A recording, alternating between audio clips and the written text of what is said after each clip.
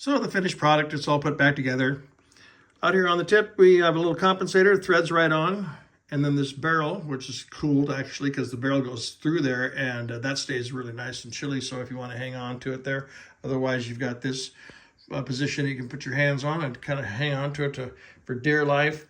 The scope's all set up. It's a bit of a zoom and real nice abilities to focus. And here's what we just did. We put this trigger in. This is a Timney Trigger. They're claimed to be the best in the world, so we're going to prove that.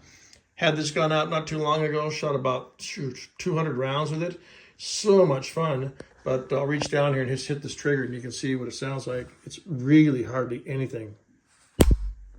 That's it.